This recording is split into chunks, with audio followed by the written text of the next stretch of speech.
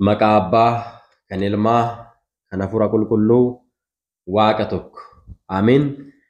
Kabajamtootaa fi jaalatamtoota hordoftoota chaayinaalii dhangaa lubbuu ijoolleen tawaahidoo hundumti keessan lafaa fi bakka jirtanitti nagaa Waaqayyo isiniif haa baay'atu. Akkam jirtu? Galanni ulfinni Waaqayyoodhaaf haa ta'u. Ani nagaa kooti. Guyyaa har'aa viidiyoo kana keessatti kan waliin ilaallu bishaan kadhannaa fayyadamuudhaan tooftaa ittiin hafuura seexanaa qaama keenya keessaa ittiin baasuu dandeenyu waliin ilaallaa jechuudha.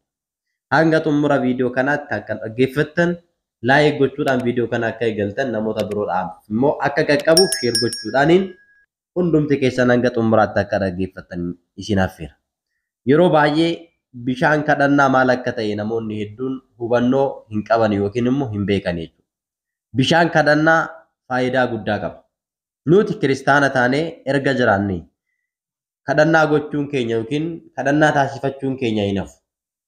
Gaafa kadhannaa taasifannu bishaan of fuuldura goonee gaafa bishaan sana irratti kadhannaa gaggeessinu bishaan kadhannaa jedhama. Hafuurri Waaqayyoo irra bulaa jechuudha. Bishaan kadhannaa sun jireenya keenya keessatti faayidaa guddaa nuuf kenna. Namoonni garuu waa'ee bishaan kadhannaa kana hubannoo waan hin qabneef bishaan kadhannaa hin beekanis hin fayyadamanis jechuudha. Bishaan kadhannaa maal akka ta'e jalqaba irraa waliin ilaalle faayidaa bishaan kadhannaa nuu kennu immoo waliin ilaalla jechuudha. Hanga xumuraatti nu hordofaa. Bishaan kadhannaa namni tokko yeroo Waaqa kadhatu yookiin immoo yeroo kadhannaa gaggeeffatu bishaan lagaas ta'ee bakka biraatii waraabee bakka Waaqa itti kadhatu sana yookiin immoo iddoo kadhannaasaa sana kaayee erga kadhannaa xumuree booda yeroo sadii hafuura isaatiin F itti jedhee hafuura sana erga itti hafuursee booda bishaan kun bishaan lagaa osoo hin taane yookiin bishaan biraa osoo hin taane bishaan kadhannaa jedhama jechuudha. Hafuura keenya itti hafuursuudhaan erga kadhannaa keenya xumureen booda bishaan kana maqaa Abbaa, kan Ilmaa, kan Hafuura Qulqulluutiin maqaa Sillaaseetiin kan eebbifame haa ta'u. Bishaan kun sabala Abbaa, kan Ilmaa, kan Hafuura Qulqulluu nuuf haa ta'u. Maqaa qulqulluu Ilshaadaayin, maqaa qulqulluu Adonaayin, maqaa qulqulluu Yaawweetiin, maqaa qulqulluu Tsaaba'ootiin, maqaa qulqulluu Yesuusin, maqaa qulqulluu Kiristoosin, maqaa qulqulluu Ilma Dubaroo Maaramiitiin bishaan kun kan eebbifame haa ta'u. Diina kan gubu nuuf immoo kan nageenya, kan fayyinaa, kan jireenyaa nuuf haa ta'u. Sabala Abbaa, Ilma, Hafuura Qulqulluu nuuf haa ta'u jennee maqaa Waaqayyoo itti waamnee maqaa Sillaasee itti waamnee erga kadhannaa keenya goolabneen booda bishaan sana yoo eebbisne yeroo sadii yoo itti hafuursine bishaan kun maal jedhama? Bishaan kadhannaa, bishaan qulqulluu jedhama jechuudha. Akkuma macaafa qulqulluu irratti ani bishaan qulqulluu yookiin bishaan taliila isinitti nan facaasaa. Isinis immoo xuraa'ummaa keessanirraa ittiin qulqullooftu jedhee akkuma macaafa Hisqeel raajicha boqonnaa 36 lakkoofsa 25 irratti dubbate bishaan kun bishaan qulqulluudha jechuudha. Bishaan kun bishaan qulqulluudha. Bishaan qulqulluu kana yoo ofitti facaafne yoo dhugne humna hafuura hamaa ni guba, nuuf immoo fayyina nuuf kennaa jechuudha. Bishaan kadhannaa kana harka keenya bifa fannootiin erga qopheessinee booda maqaa Abbaa, kan Ilmaa, kan Hafuura Qulqulluutiin Waaqa tokkoon kan eebbifame haa ta'u jechuudhaan humna Gooftaa keenya Iyyasuus Kiristoositiin kan guutame haa ta'u jechuudhaan eebbisuu qabnaa jechuudha. Ammas yeroo sadii itti jennee itti hafuursuudhaan bishaan kun humna Waaqatiin kan guutame nuuf ta'a jechuudha. Yeroo nuti bifa kanaan eebbifne. Bishaan kun erga akkanatti maqaa Waaqatiin eebbifne nutti bishaan fakkaata malee humna daabiloosiin, humna seexanaa akka abiddi nama gubu olitti kan isa gubu, kan isa rukutu humna Waaqayyoo kan ofirraa qabu bishaan qulqulluu, bishaan kadhannaa jedhamee beekamaa jechuudha. Erga maqaa Waaqayyoo irratti waamnee kadhannaa irratti gaggeessinee eebbisnee booda jechuudha. Erga kana gooneen booda jechuudha bishaan kadhannaa kana nama dhukkubsatutti yoo facaafne, maatii keenyatti yoo facaafne, ofii keenya yoo ofitti facaafne, mana keenya keessatti yoo facaafne, gola keenya keessatti yoo facaafne, yeroo biddeena tolchinu yookiin immoo haadholii yeroo biddeena bukeessan bishaan kadhannaa kana itti dabalanii yoo bukeessan, bishaan kadhannaa kana xiqqoo yoo itti naqatan, yeroo immoo biddeen tolchanis yoo bishaan kadhannaa kana itti qicanii biddeena kana tolchan hafuurri salaabii, hafuurri agaanintii, hafuurri jinnii, hafuuronni xuraa'oon kamiyyuu bakka bishaan kadhannaa kun gahe gahuu hin danda'ane jechuudha. Maaliif maqaa waaqayyootiin eebbifameera, humni waaqayyoo irra jira, maqaan waaqayyoo immoo humna hafuura hamaa ni hidha waan ta'eef. Dabalataan haadholii tokko tokko rakkoon fayyaa ni mudata. Keessumattuu yeroo hedduu gadameessa isaanii keessa taa'uudhaan hafuurri hamaan dhiibbaa irraan geessisa. Marsaan laguu yeroo isaa hin eegganne yeroo yeroodhaan akka isaanitti dhufu taasisa. Yookiin immoo akka yeroo malee isaan irraa dhaabbatee maseenummaan isaanitti dhufu ni taasisa jechuudha. Eenyu hafuurri hamaan keessattuu hafuurri nexilaa hafuurri sutalaa'ee jedhamu haadholii irratti dhiibbaa gurguddaa ni gaggeessa jechuudha. Kanaafuu bishaan kadhannaa kana fayyadamuudhaan haadholiin yoo gadameessa isaanii kan ittiin dhiqatan ta'e hafuurri hamaan gadameessa isaanii qabe suni battalatti gallakkisuu danda'a, hidhamuus ni danda'a jechuudha.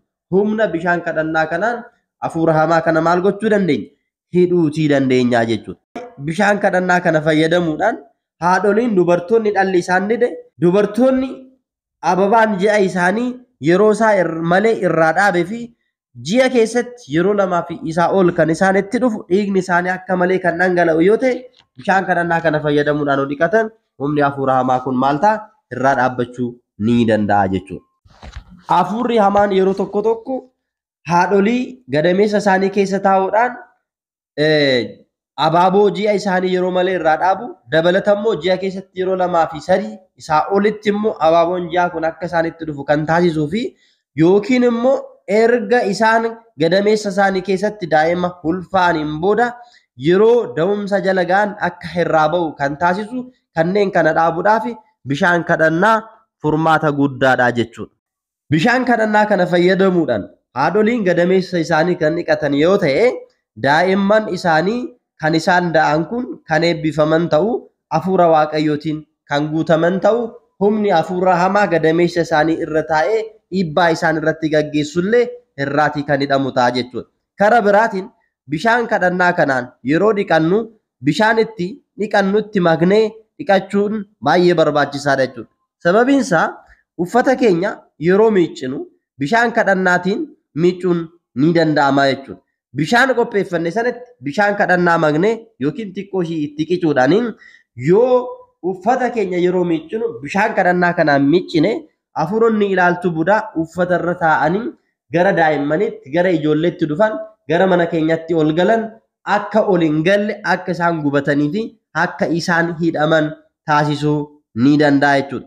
Keessumattuu yeroo daa'imman xixiqqoo daa'imman araasii yeroo dhagna isaanii dhiqnu bishaan kadhannaa kana itti qicuudhaan yoo kan dhiqnu ta'e humni hafuura hamaa daa'imman kana tuquu hin danda'u jechuudha. Maqaa waaqayyootiin bishaan kun kan eebbifamee fi humni waaqayyoo kan irra jiru waan ta'eef daa'imman kanarraa humni bishaan kadhannaa irra jiru humni waaqayyoo kun hafuura hamaa kana irraatii ni hidha yookiin immoo ni tiksaa jechuudha. Akkasumas daa'imman yeroo akka malee isheen boossu, yeroo irribni ishee didu, yeroo waan addaa irratti arginu qofa osoo hin taane jechuudha. Yeroo mara bishaan kadhannaatiin qaama isaanii sukkumuun, qaama isaanii dhiquun akka isaan hafuurota maatii isaanirraa jiranii gara ijoolleetti darbaniitiin akka isaan hin miidhamne, akka isaan hin qabamne bishaan kadhannaa kun ni gargaara jechuudha. Yeroo qaama keenya dhiqannu bishaan erga qopheeffanne bishaan kadhannaa kana xabitti goonee qaama keenya kan dhiqannu yoo ta'e hafuuronni hamoonni guutummaa qaama keenya keessa jiran hundi isaanii maqaa waaqayyoo fi humna bishaan kadhannaa kanaatiin kan hidhaman ta'u jechuudha. Faayidaan bishaan kadhannaa kana qofa miti jechuudha. Kanaa ol yoo itti fayyadamne argachuu ni dandeenya jechuudha. Tsaballii fi bishaan kadhannaa garaagarummaa ni qaba. Namoota tokko tokkotti taariitii bishaan kadhannaa kun tsabaladha. Akkamittiin nyaatan booda fayyadamuu danda'a? Yookiin immoo akkamittiin qaama dhiqachuu danda'a? Akkamittiin uffata miiccuu danda'a jedhanii gaafiitti ta'uu danda'a jechuudha.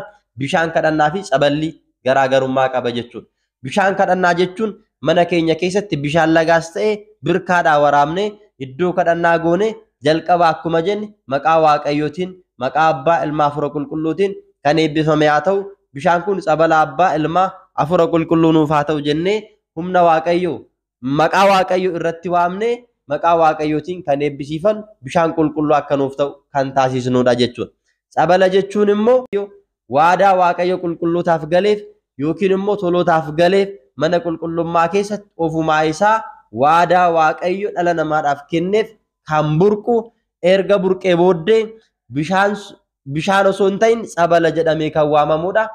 Abbootiin mana kiristaanaa jiran tsabala sana fuudhanii kiristaanota hundumatti yoo facaasan hafuura hamaarraa kan ittiin qulqullaa'an, jireenyi isaanii kan ittiin eebbifamu, ijji isaa kan jaame kan ittiin banamu, gurri kan duude kan ittiin banamu, akkasuma dhukkuba garaagaraatiin qabamanii hafuura hamaadhaan hidhamanii kan jiran kan ittiin hiikkatanidha. Tsabala nyaata nyaatanii dhuguun hin danda'amu, nyaata nyaatanii xammaqachuun hin danda'amu. Tsabala qulqullummaadhaan kan nuti xammaqachuu dhuguus dandeenyu jechuudha. Bishaan kadhannaa garuu mana keenyatti maqaa waaqayyoo irratti waamne kan qopheeffannudha jechuudha. Garaagarummaan isaa kanadha. Egaa bishaan kadhannaa kana fayyadamuudhaan hundi keessaniyyuu faayidaa guddaa akka irraa argattan abdii guddaan qaba. Waaqayyo hunda keessan sinaa gargaaru. Barnoota kan biraadhaan hanga walitti deebinutti nagaan tura. ወስብሐት ለእግዚአብሔር ወለወላዲቱ ድንግል ወለመስቀሉ ክብር። ይቆየን። አሜን።